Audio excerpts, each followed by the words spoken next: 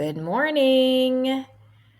We had a little Good brief morning. we had a little brief intermission last week. We got to take some time away to go support a dear friend of ours, and so we're back again for Conscious Conversations. And Back. today the topic is, I think, something that many of us can understand in different ways, in different aspects of our life, but talking about honoring our energy, just learning how to like slow down, how to listen in to what our body's telling us, and what our head is even really wanting us to do, learning how to say no.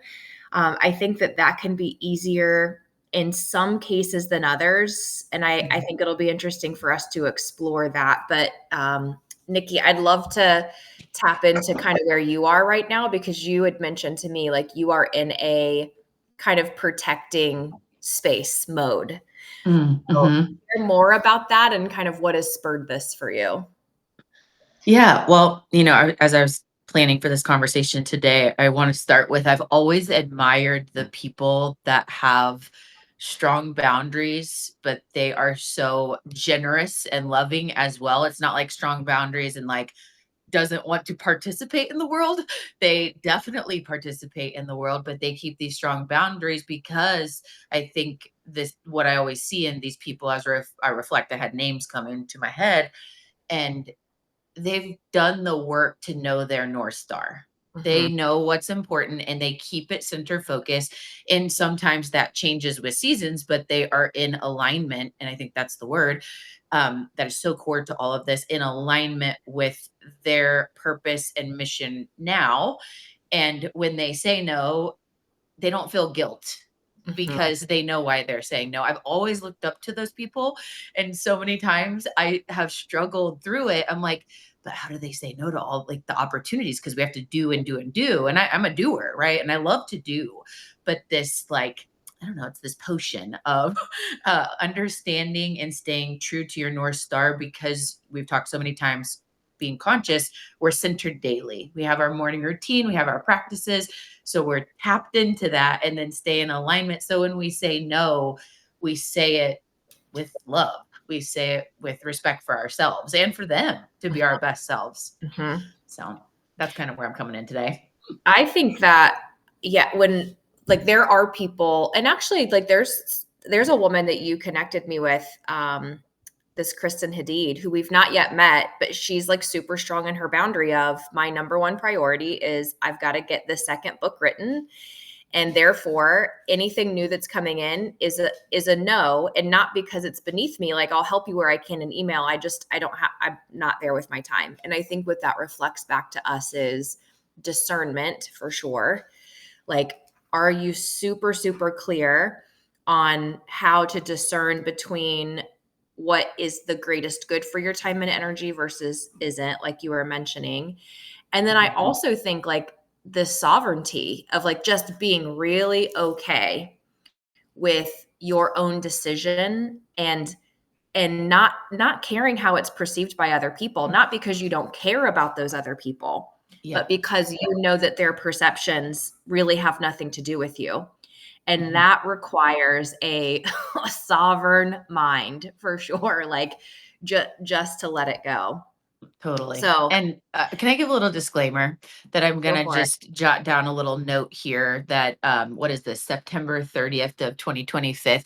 I might need to go back and re-listen to this probably in November, because we're, in phases of life where it's like, gosh, I'm feeling very in tune with what we're talking about right now.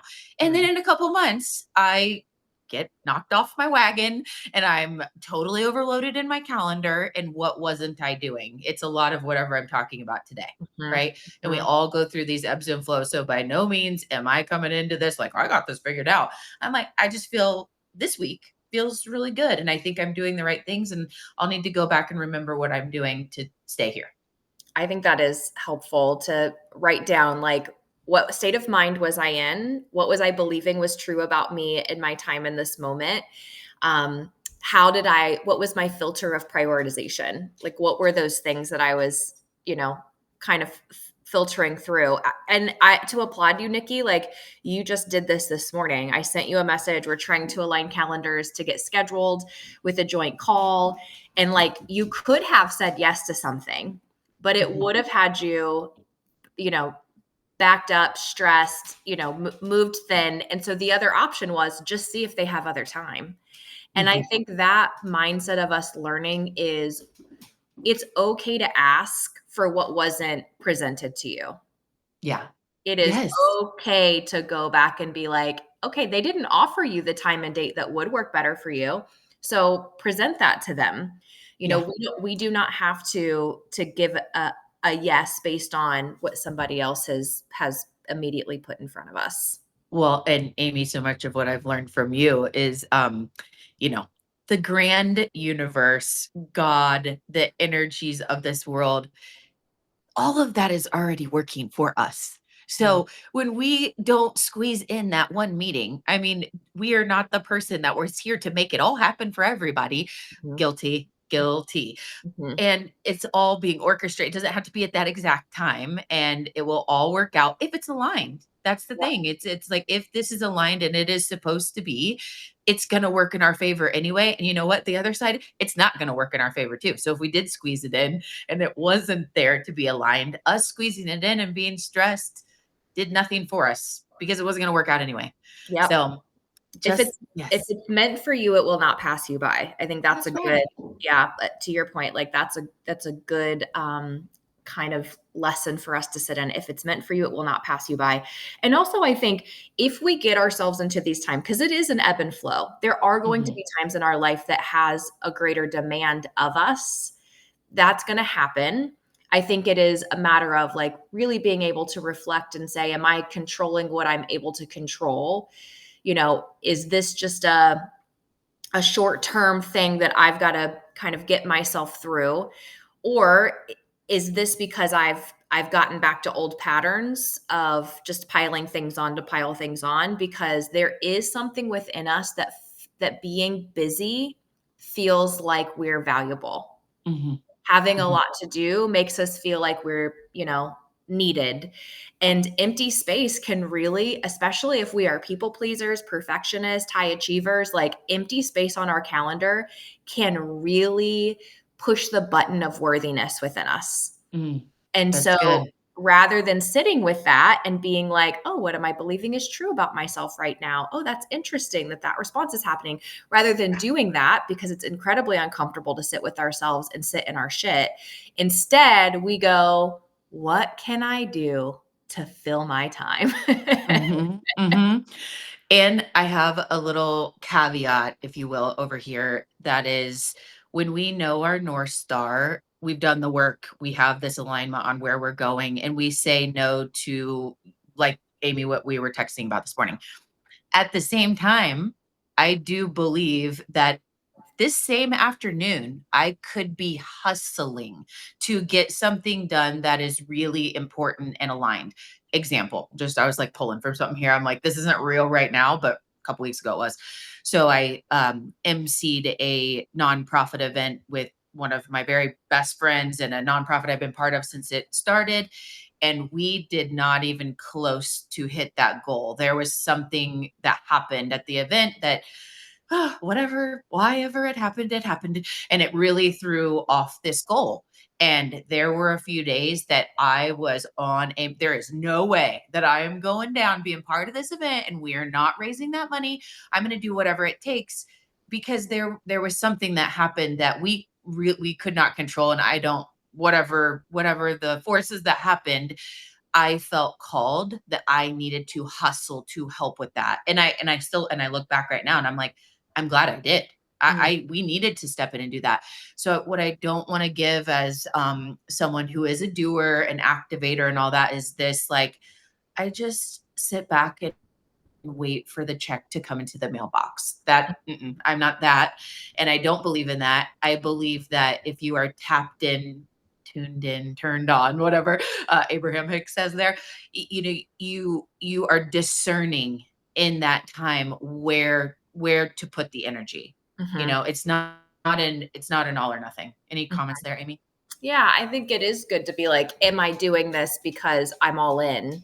Or am I Mhm. doing this because I feel like I have to do it? If Uh-huh. I don't, I'm letting everybody down. And I think that's just, as we talk about, like, interesting to look at the stories attached to it. The action is just a byproduct of the belief. Mhm. So I think the giving ourselves a chance to just dig into the belief a little bit is going to be helpful in us rewiring some of those automatic behaviors that we might have. But I think tuning in, like, you know, if you're let's say that you have a full ass plate, like there is a lot going on at work, at home, like everywhere. If you've got a, family and friends, and like there can be a lot of expectations that are wrapped around us. I think it's so important for us to tune in with ourselves first, and to be Mhm. like, how much can I give today, and like and really honor what I'm doing. Mhm. Because I mean, and I think that's kind of the barometer of how you set expectations with people around you, is to say, listen, I'm at like a 7 today, and with this kind of energetic space, here's what I feel like I can do my best at, and these other things I'm going to need to push those off. What are your thoughts about that? And like really communicating with people what it is you're able to give. And then that's also a reflection to you of, if you're at a 7, how do you get yourself to an 8? How do you get yourself to a 9? What do you need? Do you need a walk? Do you need a do you need to meditate? Do you need some white space on your calendar? Like, what do you need? No one will ever advocate on your behalf the way that you will. And I think that's something else that often we might be waiting for, is somebody around us to kind of give us the break that we desire, but that's only going to come if we're advocating for it. Mm. That's a really good takeaway, is we are our best advocate. There's no one as a stronger advocate than you, your own individual self. And you have to remember that there's something in your life today or this week that you need to hear that message. I bet all of us. Mhm. Totally. Yeah. Yeah, and I think for like, we just hope somebody's gonna recognize it, and the thing is, okay, think about this. We observe the world. Like, I could observe your life, and the only thing I'm watching is how it looks on the outside. And so I'll have all of these ideas about what your life looks like based on what I'm seeing on the outside, but I'm not living inside your body. I don't know the emotions attached to it, the feelings, the fears, the good, the bad, the ups, the downs. I don't know that. And so this is why, again, like, we could be going through hell and we might feel like it's really apparent, but somebody else is just judging how well we're keeping the pieces together. So, yes, truly, truly be your own advocate. And I think I have said for years, this is really a note to self, but then I think it's helpful for other people to be reminded of, is like, byproduct or burnout is a byproduct of abandoning an inner knowing, and an inner knowing of like, I'm too busy, I shouldn't do that, I shouldn't this I'm not the best person to do it, like whatever it is, I need to say no to that. We that inner knowing is there, we ignore it, we shove it down, and we replace it with whatever is on our to-do list. And then we believe that burnout comes from how busy we are. And it's like, no, that is a lagging indicator. How Mhm. busy you are is a lagging indicator of all of the times you ignored that kind of inner nudge to be like, no, say no, don't do this, like, take something off, delegate, elevate, ignoring that. And so truly, that's the real goal here, is it isn't just the saying no in itself, it's the recognizing when your body, and it's happening in your body, right? It's your nervous system that's like begging you to slow down. Recognizing when your body is giving you those cues. Mhm. A very simple reminder here is sometimes saying no to the meeting that's on the calendar because you aren't even close to halfway your best for that day. And I mean, yes, it's been on the calendar for a month, but whatever is going on in life, like, it's almost, you're just going to check the box to do the meeting, Mhm. and rethinking if this is the best day to do the meeting. Most people are, it's like, no, but it's scheduled and I have to do it. It's like that again, coming back to discernment on, okay, if you are going to completely show up and just check the box and probably beat yourself up the rest of the day or week because you bombed the meeting because you weren't you weren't able to do it that day, Mhm. right? You call it before, like be in tune with yourself and advocate for yourself enough so that you can be your best. Mhm. Um, Really, I think a lot of what we're talking about is this micro perspective, and it all starts with us, right? Like we're in, we got to work on us and at the micro level for all of this to work. But something that's coming to mind, let's say at the meso level of life, is workplaces, and we have our mission statement, our vision statement, our core values, and just like as an individual human, the way we make decisions and say yes or no, what we don't see a lot of companies do. I feel like we like to poke a lot on like, oh, but what are your core values? They're on the wall, but you're not living them. Flipped is when we make decisions in our business, like we have this goal. This goal is so important. The entire team's working on it, but something devastating happened to a team member, and I mean, that goal, depending like in our company, it would be the goal is over to the side. We are heads down, whatever, to work with this person to help solve this traumatic situation or whatever is going on. I not all would operate that way. I'm just giving an example of that's how priorities shift. You know your North Star. Yes, that goal is so important and your entire team eyeballs on that. But one person's life is it at risk. Something's going on. We are going to halt. We are going to focus because it is so important. We are people first, and we Mhm. want to make sure. And so those examples, they like can reflect in the world, in our businesses, and in those different things. Any thoughts there with regards to like the meso or the workplace? Yeah, I love that check-in. Like, I think that's so good for us to do with ourselves, but also with our team, is to be like, "Hey, how's your energy right now? What's giving you energy? What's taking your energy away? What do you want to do more of? What do you want to do less of?" And I think just, yeah, whether we're having that conversation with somebody else or within ourselves, it is good to do that. It's good to do that temperature check and to kind of learn. I think if we're looking at this, let's say it's we're feeling overwhelmed or stretched thin or even burned out. First off, I think, do you know the signs of burnout? Mm. Have you ever been burned out, Nikki? Oh gosh, yes. Oh And yes. how did you know? Like, what were you experiencing that would be like, you, my friend, are in the middle of burnout? Oh my gosh. Let me just tell you that I pray to God all the days that I wake up with clear energy and feel great, because I pray saying thank you that I'm not in that place. That to me is a dark place. And what that feels like is tired, um, foggy, lack of energy, just don't care, like apathy, Mhm, mhm. it's bad. It's the opposite of anything I want to show up and be. And I think what gets me there is the exact opposite of what we've been talking about, where I am, when I said, okay, what day is this? September 30th of 2025.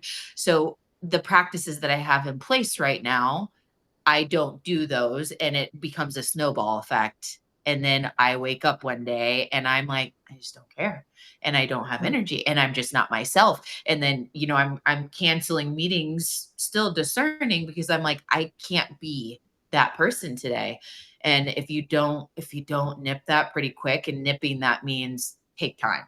Like for me, it's we gotta cancel stuff, and I need to go be in nature. I need to move my body. I need to have very healthy conversations and be in prayer, to be able to get back on track. But oh, I do know that very well, the Mhm. burnout.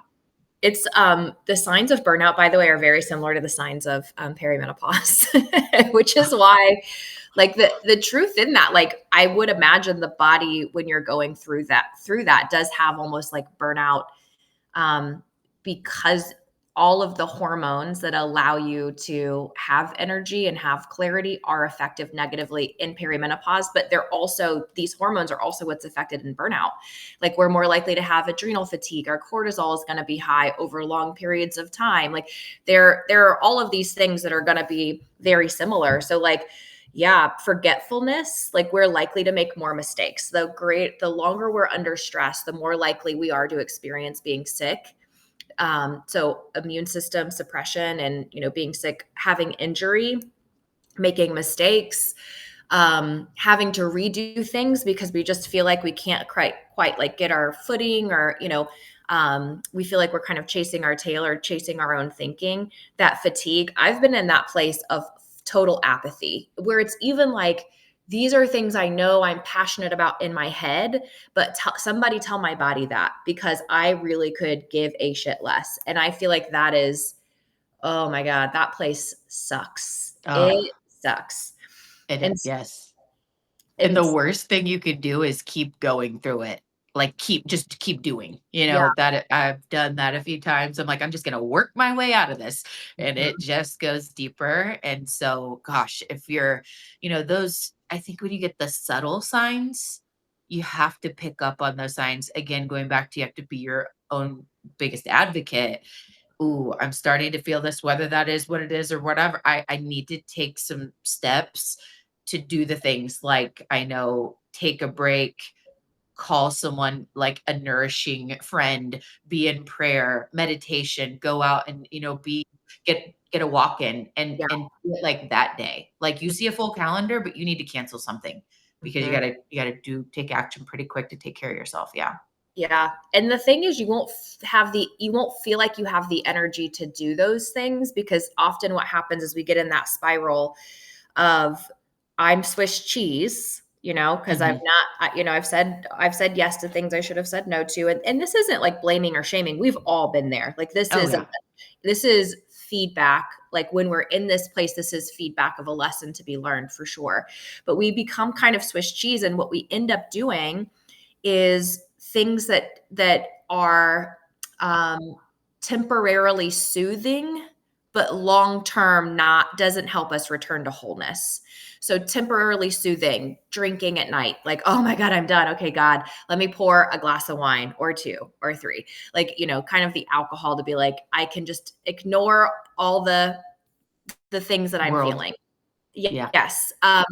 Watching too much TV, scrolling on your phone too much, like, listening to like true crime podcast, very entertaining. It is a good temporary distraction to what we're feeling or experiencing, but it is not giving us what we need to be able to kind of return to the demands of our life, even if those demands that we have are all things that are a hell yes, they're still demands. So really being able to, kind of parent ourselves and exercise a greater consciousness to say, what I need right now, as if you were talking to a child, because you wouldn't let a child eat ice cream all day. I'd be like, no, you actually need to have some vegetables right now. I know you don't want to. I know ice cream tastes better, but we kind of have to parent ourselves to be like, I know you don't want to, but you got to get your ass outside. You got to go touch some grass. You got to go take a walk. You got to go listen to something more nourishing, and to help get yourself back on track. As you mentioned, it's going to Totally. take a greater consciousness and some self-parenting.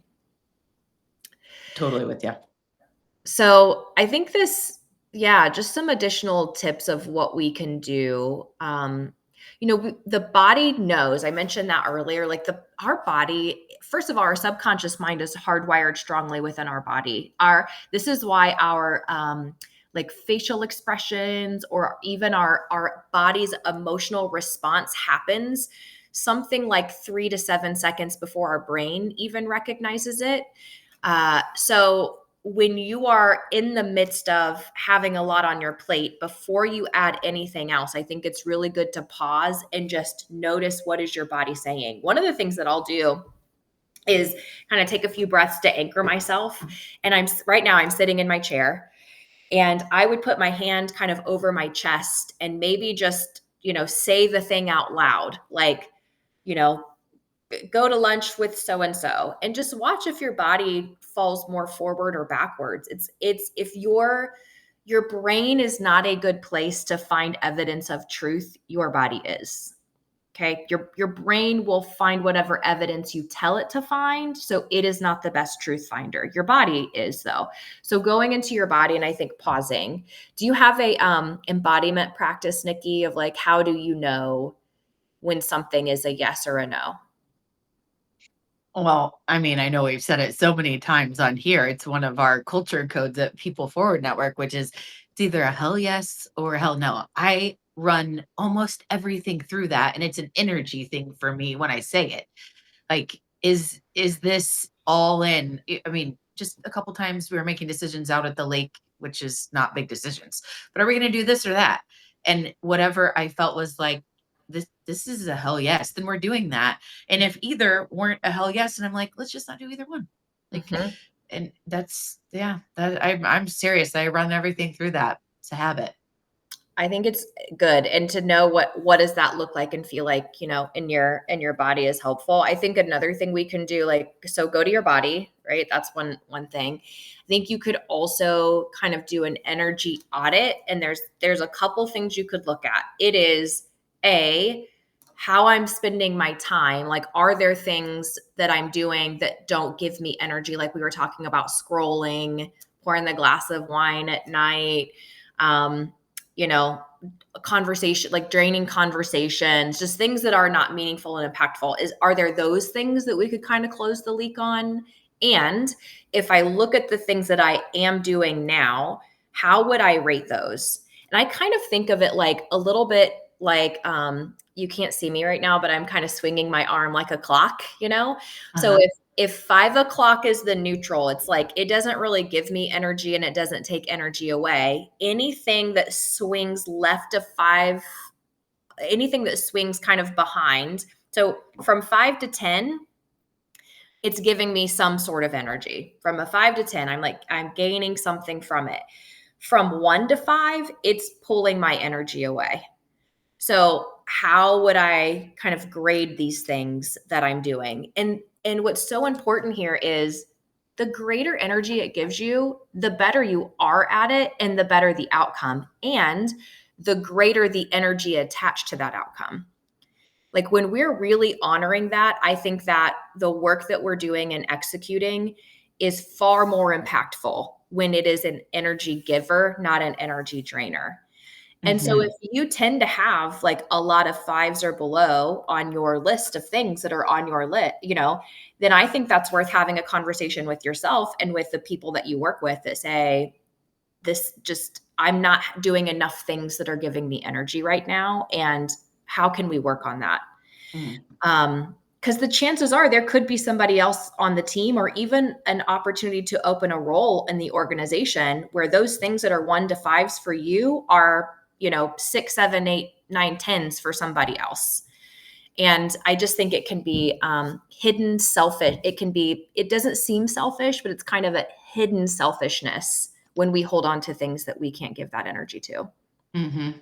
Makes me think of a tool that I've been using for the past few years. It's called the Purpose Gap Matrix, and we use it on our team. I use it for myself as a reflection exercise. There's 5 different categories, and you're basically scoring it on a 1 to 5 scale with like up to I strongly agree. Like my work uses my abilities.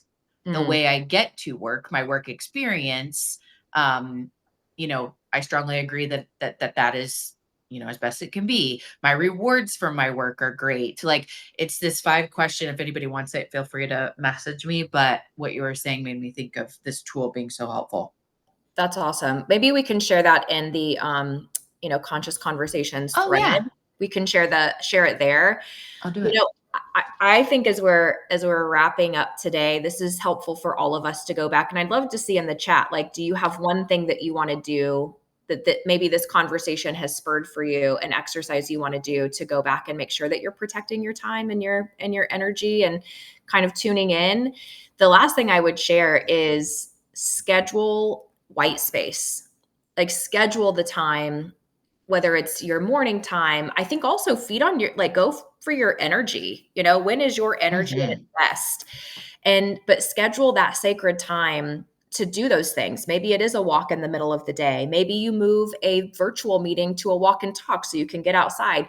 But have those things on your calendar, because if they are not carved out, we will give that time away. We will Hmm. allow it to be at the mercy of other people around us. And again, then we get to Swiss cheese, and it gets exhausting. I've been there in my life where it's like run as fast as you can, like it's a sprint, and then it's like I need to be horizontal for an entire day.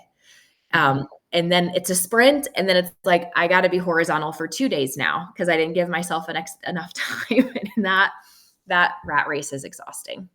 Totally. Yes. This is Okay, so good. I love these conversations.